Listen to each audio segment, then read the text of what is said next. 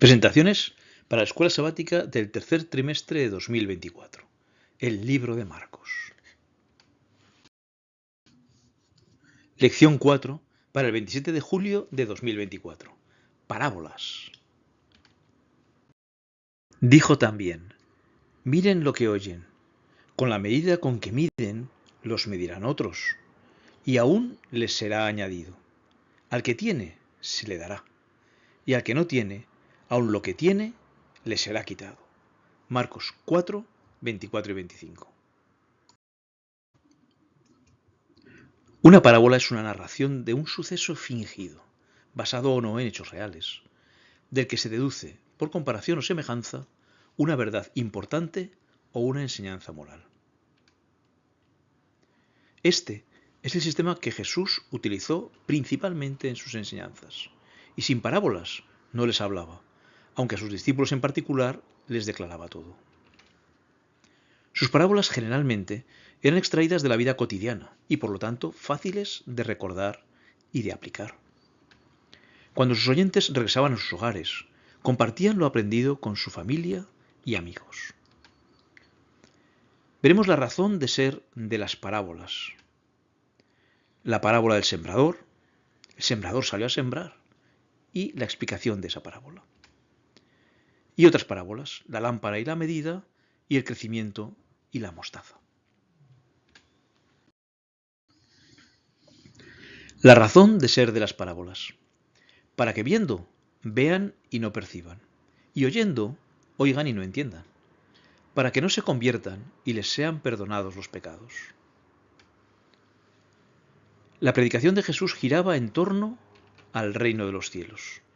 Después que Juan fue encarcelado, Jesús vino a Galilea predicando el evangelio del reino de Dios, diciendo: el tiempo se ha cumplido y el reino de Dios se ha acercado. Arrepentíos y creed en el evangelio. Muchas de sus parábolas fueron dichas para explicar la naturaleza de dicho reino. Decía también: ¿a qué haremos semejante el reino de Dios, o con qué parábola lo compararemos? Curiosamente, la razón que el mismo Jesús dio para usar parábolas es realmente sorprendente: para que no entiendan, ni se conviertan, ni sean perdonados. Para que viendo, vean y no perciban, y oyendo, oigan y no entiendan, para que no se conviertan y les sean perdonados sus pecados. Esto no era nada nuevo. Al mandarle a predicar, Dios le dijo a Isaías: oíd bien y no entendáis. Ved por cierto, mas no comprendáis. Para que no vea con sus ojos, ni oiga con sus oídos, ni su corazón entienda ni se convierta, y haya para él sanidad. El que tiene hambre de la palabra de Dios, oirá la verdad y se gozará. Pero el que no quiere oír, por más sencilla que esta verdad se presente, se negará a entender, a cambiar y a alcanzar la salvación.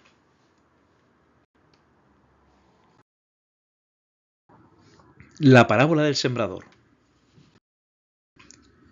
El sembrador salió a sembrar. Y les enseñaba por parábolas muchas cosas, y les decía en su doctrina: oíd, he aquí, el sembrador salió a sembrar. Parte cayó en el camino. En unos días, la semilla que cae en el camino muere. Y al sembrar, aconteció que una parte cayó junto al camino, y vinieron las aves del cielo, y la comieron. La semilla cayó entre piedras. En unas semanas, la semilla muere. Otra parte cayó en pedregales, donde no tenía mucha tierra, y brotó pronto, porque no tenía profundidad de tierra. Pero salido el sol se quemó, y porque no tenía raíz, se secó. Otra parte cae entre espinos. En unos meses, la semilla muere. Otra parte cayó entre espinos, y los espinos crecieron y la ahogaron, y no dio fruto. Y una parte cayó en buena tierra. Al final de la estación, la semilla fructifica. Pero otra parte cayó en buena tierra, y dio fruto, pues brotó y creció, y produjo a 30, a 60 y a 100 por uno. El sembrador y la semilla no varían. Sin embargo, el resultado es totalmente distinto para cada uno de los 4 terrenos. Todo depende de la forma en que la semilla sea recibida. La explicación de la parábola. El sembrador es el que siembra la palabra. La semilla es la palabra de Dios y el sembrador es todo aquel que la transmite. Así pues, la que cae en el camino son aquellos que no tienen interés y Satanás los desvía. Y estos son los de junto al camino, en quienes se siembra la palabra, pero después que la oyen, enseguida viene Satanás y quita la palabra que se sembró en sus corazones. Los que fueron sembrados entre piedras reciben la palabra, pero no soportan las pruebas. Estos son asimismo los que fueron sembrados en pedregales, los que cuando han oído la palabra, al momento la reciben con gozo, pero no tienen raíz en sí, sino que son de corta duración, porque cuando viene la tribulación o la persecución por causa de la palabra, luego tropiezan. Y los que están entre espinos reciben la palabra, pero se vuelven cómodos. Estos son los que fueron sembrados entre espinos, los que oyen la palabra, pero los afanes de este siglo y el engaño de las riquezas y las codicias de otras cosas entran y ahogan la palabra y se hace infructuosa. Y están por fin los que caen en buena tierra. Estos resisten las pruebas y no se acomodan. Entonces llevan fruto. Y estos son los que fueron sembrados en buena tierra, los que oyen la palabra y la reciben, y dan fruto a 30, a 60 y a 100 por uno. ¿Qué tipo de suelo soy? ¿Qué debo hacer para ser fructífero? Veamos ahora otras parábolas. La lámpara y la medida. También les dijo, ¿acaso se trae la luz para ponerla debajo del almud o debajo de la cama? ¿No es para ponerla en el candelero? Visualiza la conversación. ¿Acaso? No. ¿No es? Pues claro.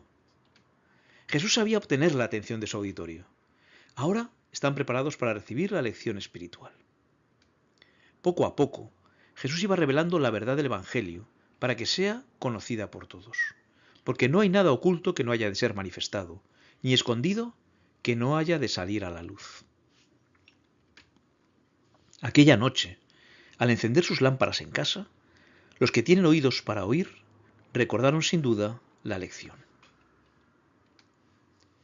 Les dijo también, mirad lo que oís, porque con la medida con que medís os será medido, y aún se os añadirá a vosotros los que oís.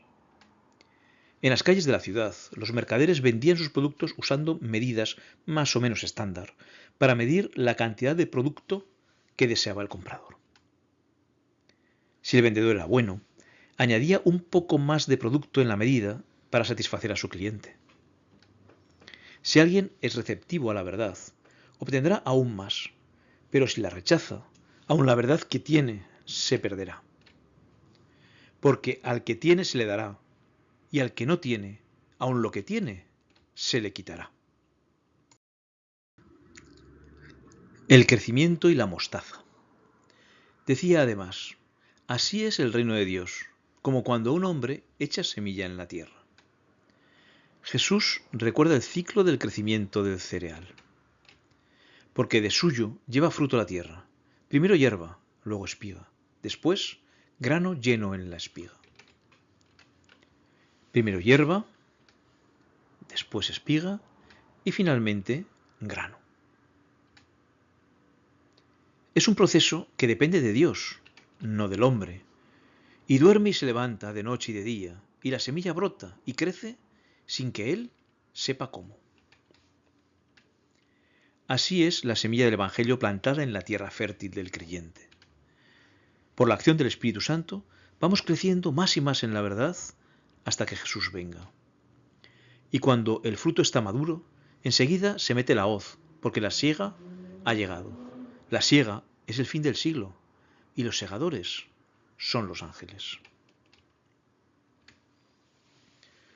Es como el grano de mostaza, que cuando se siembra en tierra, es la más pequeña de todas las semillas que hay en la tierra.